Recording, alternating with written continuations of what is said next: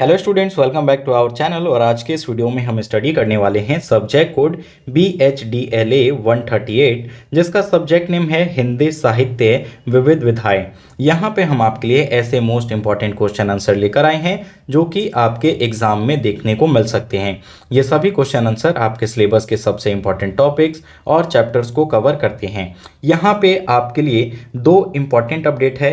पहला तो आपको ये PDF मिल सकता है फ्री ऑफ कॉस्ट। तो अगर आपको ये PDF फ्री ऑफ कॉस्ट चाहिए तो उसके लिए कंडीशन है कि आप हमारे चैनल के सब्सक्राइबर होने चाहिए। तो अगर आपने इस चैनल को अभी तक सब्सक्राइब नहीं किया है तो जल्दी से सब्सक्राइब कर लें। दूसरा अपडेट आपके लिए ये है कि इसका हमारे पास एक सेट 2 PDF भी अवेलेबल है जो कि पेड होगा, लेकिन पेड प्राइस इतना कम है कि आप सभी स्टूडेंट इजीली उसे परचेज कर पाए। तो जो भी स्टूडेंट सेट 2 को परचेज करना चाहते हो, दिए गए व्हाट्सएप नंबर पर मैसेज करके आप सेट 2 को भी परचेज कर सकते हैं। सेट 1 किस तरह से PDF आपको फ्री मिलेगा, तो उसके लिए आपको इस वीडियो को कंप्लीट देखना है, क्योंकि इस वीडियो के अंदर ही मैं आपको लिंक प्रोवाइड करवा दूंगा जहां से आपको ये PDF फ्री ऑफ कॉस्ट मिल जाएगा। चलिए एक एक करके अब इनके इंपॉर्टेंट क्वेश्चन और उनके आंसर को देखते हैं। तो फर्स्ट क्वेश्चन कुछ इस प्रकार से आपसे पूछा जा सकता है कि पूस की रात कहानी की यथार्थवादी शैली की दृष्टि से विशेषताएं लिखिए। तो जो पूस की रात कहानी थी जो कि मुंशी प्रेमचंद्र द्वारा रचित थी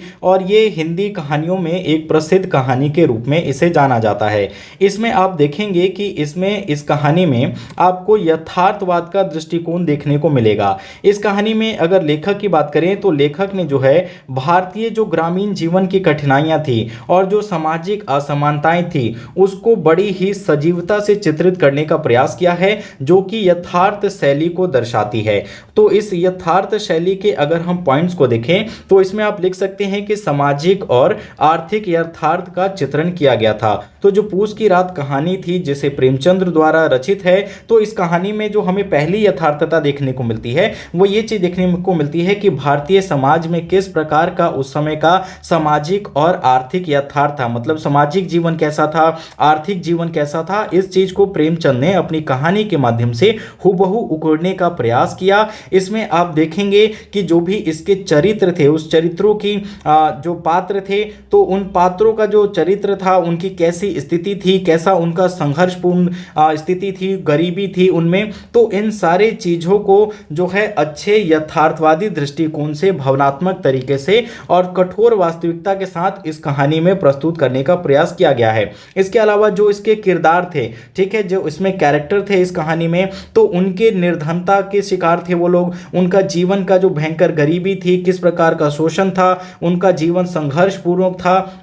तो उन सारे किरदारों के जो वास्तविक जीवन थे, उनका जो व्यक्तित्व था, उन सभी चीज को अच्छे से इस कहानी में उकेरने का प्रयास किया गया है। इसके अलावा इस कहानी में आपको सामाजिक असमानताएं भी देखने को मिलेंगी और प्रेमचंद ने इस कहानी के माध्यम से जो वर्ग भेद था उस समय का, जो सामाजिक असमानताएं थी, उसको भी स्पष्ट करने की उन्होंने यहाँ पे कोशिश की थी। और उस समय का जो शोषणकारी समाज था और शोषण पूर्वक जो लोगों के साथ जो निम्न वर्ग के लोग होते थे, उनके सामने जो उनके साथ शोषणकारी व्यवहार होता था, उसको भी यहां अच्छे से उकेरा गया है। इसके अलावा प्राकृतिक तत्वों का भी यहां आपको यथार्थवादी चित्रण मिलेगा, यानी प्राकृतिक वातावरण कैसा था। इस कहानी में आप देखेंगे कि एक ठंड की रात होती है जिसमें काफी अधिक शीतलहर होती है और इसका जो एक पात्र होता है वो किस प्रकार से अपने खेत में जो है ठंड में सिकुड़ता रहता है, जो कि पूस की रात वाली ठंड होती है। तो वास्तविक जो चित्रण है उसको भी काफी अच्छे से इसमें यथार्थ तरीके से दिखाया गया है। उसके अलावा इस कहानी में आपको दैनंदिन जीवन की वास्तविकता देखने को मिलेगी, यानी जो इस कहानी के जो पात्र थे जैसे कि घिसू और महतारी, तो इन पात्रों की जो समस्याएं थी, कौन कौन सी समस्याओं का ये सामना करना पड़ रहा था, भूख का, गरीबी का और पीड़ा का, तो इन सभी चीज़ों को भी प्रेमचंद ने उस व्यक्ति के आम जीवन को कठोर और वास्तविक तरीके से अपनी सूझबूझ का प्रस्तुत करते हुए इस कहानी में उकेरा है। तो आई होप आपको ये फर्स्ट क्वेश्चन क्लियर हो गया होगा। सेकेंड आपसे पूछ सकता है प्रेमचंद की कहानी कला पर प्रकाश डालिए। तो प्रेमचंद की जितनी भी हमें कहानियां देखने को मिलती है उसकी क्या विशेषताएं हैं, इसी के बारे में आपको बताना है। तो अगर हम मुंशी प्रेमचंद की बात करें तो हिंदी साहित्य में इन्हें एक महानतम कहानीकार के रूप में जाना जाता है और इन्होंने भारत की जो कहानियां हैं, जो समाज, जो हमारा साहित्य है, उसको एक नई दिशा दी और इन्होंने जितने भी उस समय के सामाजिक मुद्दे थे उसको उठाया, जीवन का जो यथार्थ था उसको परिभाषित करने का प्रयास किया। इसके अलावा इनकी कहानियों में हमें गहरी मानवता देखने को मिलती है, संवेदनशीलता देखने को मिलेगी और सामाजिक न्याय की बात भी इनके कहानी में देखने को मिलेगी। तो पहला आप हेडिंग क्रिएट कर सकते हैं कि इनकी कहानियों में हमें यथार्थवाद का चित्रण मिलता है, जो कि आप पहले क्वेश्चन से ही समझ चुके हैं, जो कि पूस की रात कहानी है। तो उस कहानी के माध्यम से या जो इनके अन्य कहानी थे तो उन्होंने सभी कहानियों में जीवन की यथार्थता को दिखाने का प्रयास किया, चाहे गरीबी हो, शोषण हो, समाज में वर्ग भेद हो या सामाजिक समस्याएं हैं, तो उन सभी को इन्होंने यथार्थ यानी कि रियलिज्म तरीके से दिखाने का प्रयास किया। इसके अलावा इनके कहानियों में हमें सामाजिक सरोकार भी देखने को मिलता है, समाज में किस प्रकार के लोगों में असमानताएं फैली हुई है, शोषण है, भ्रष्टाचार है, तो इन सभी चीजों का इन्होंने अपने साहित्य के माध्यम से उकेरने का प्रयास किया।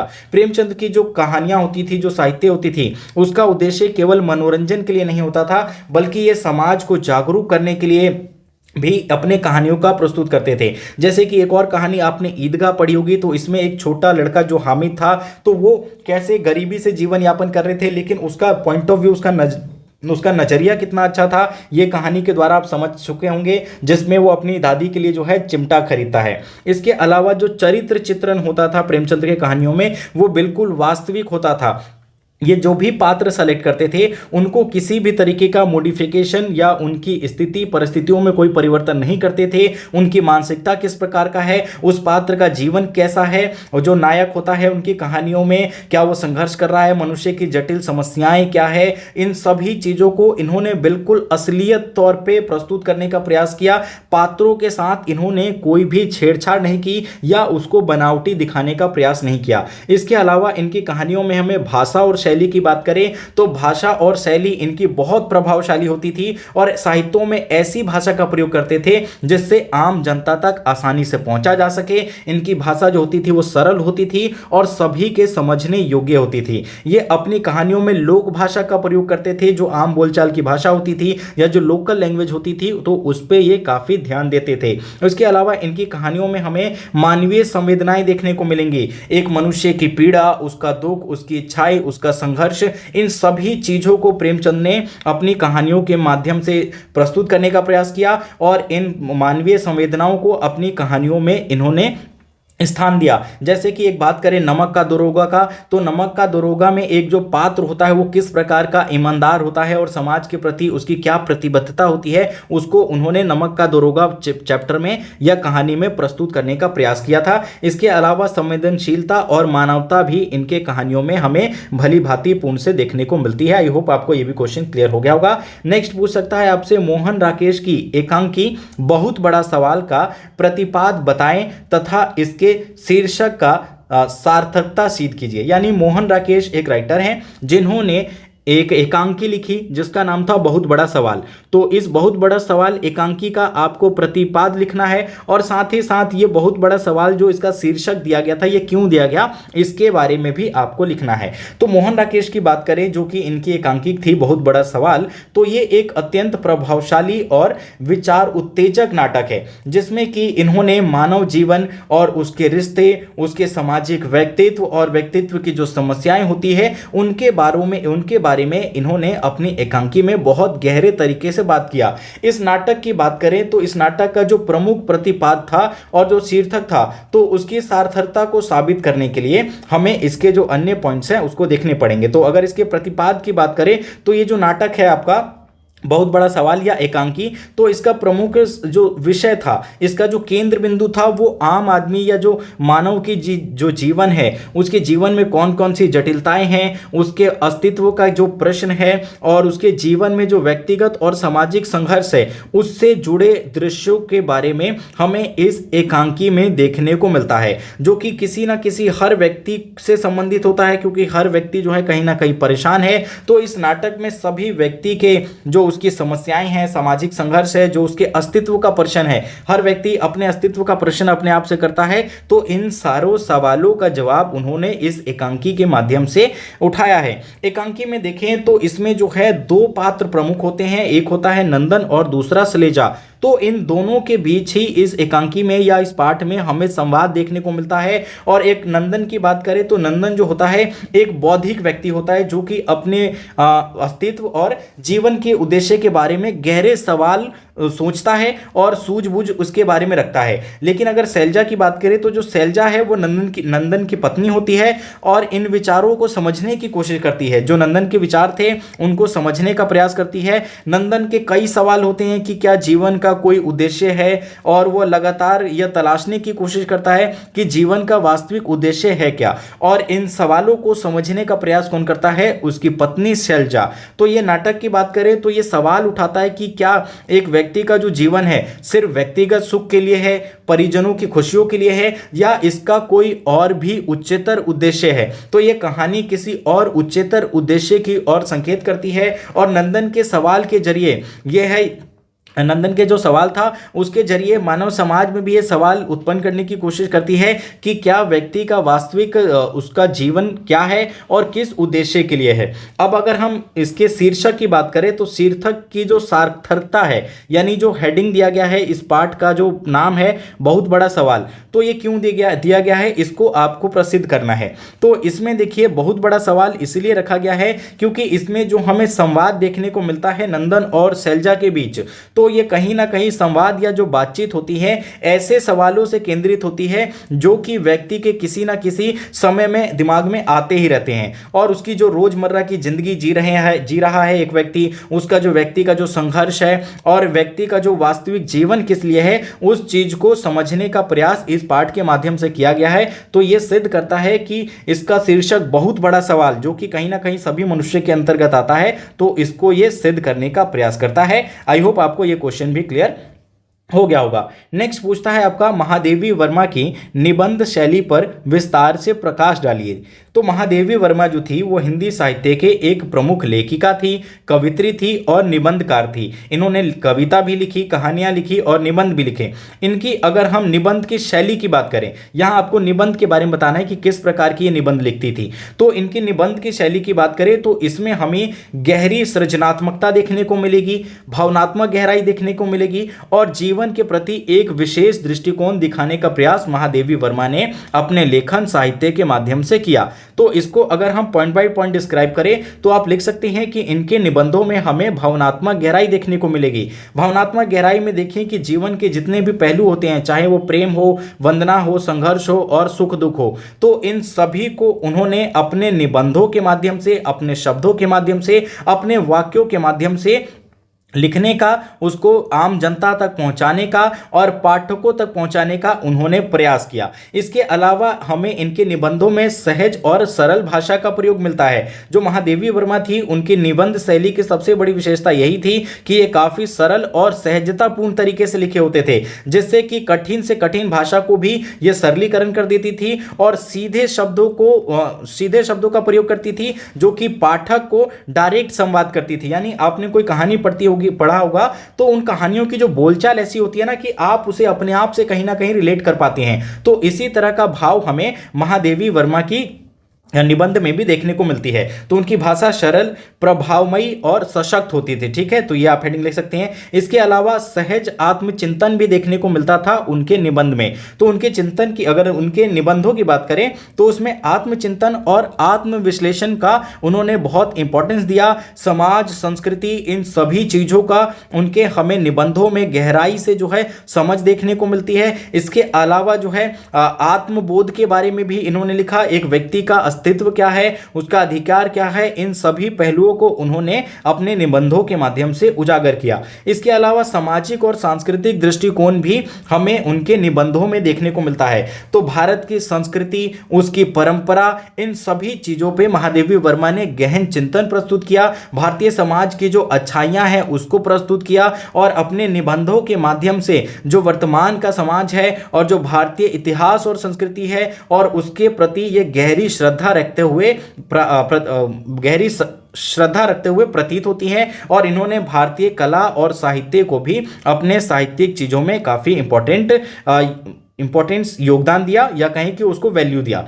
इसके अलावा प्रकृति से संबंध भी हमें इनके निबंधों में देखने को मिलता है। तो जो इनका निबंध होता है उसमें प्राकृतिक सौंदर्य, प्रकृति के विभिन्न रूप और मनुष्य का प्रकृति के साथ किस प्रकार का संबंध है, इस चीज को भी उन्होंने भली भांति पूर्ण से प्रस्तुत किया। इसके अलावा गहरी तात्विकता भी हमें इनके निबंधों में देखने को मिलती है, जिसमें कि इन्होंने कई तरह के आलोचनात्मक और विवेकपूर्ण दृष्टि भी प्रस्तुत की। ये आलोचनात्मक उनका जो पॉइंट ऑफ व्यू था वो समाज के प्रति, व्यक्तियों के प्रति, संस्कृति के प्रति, उन्होंने इसको एक विश्लेषणात्मक तरीके से लिखा और जो भी समस्याएं हैं उसका सकारात्मक दृष्टिकोण से देखने का प्रयास किया और संघर्षों को भी सकारात्मक दृष्टिकोण से, उससे चुनौतियों को निपटने और संघर्षों से निपटने के लिए एक इन्होंने नया दृष्टिकोण प्रस्तुत किया था। इसके अलावा साहित्यिक सरोकार भी हमें इनकी साहित्य में देखने को मिलती हैं या निबंधों में देखने को मिलते हैं। तो आई होप आपको ये क्वेश्चन भी क्लियर हो गया होगा। और जैसा कि मैंने आपको बताया था, ये पीडीएफ मिल सकता है आपको फ्री ऑफ कॉस्ट, तो वो मिलेगा आपको हमारे टेलीग्राम चैनल पे।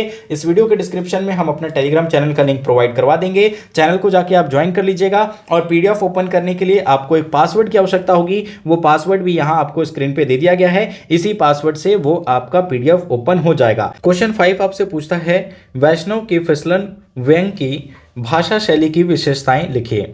तो वैष्णव के फिसलन जो व्यंग है, इसे हरिशंकर परसाई द्वारा लिखा गया है और ये एक प्रसिद्ध व्यंग्यात्मक रचना है।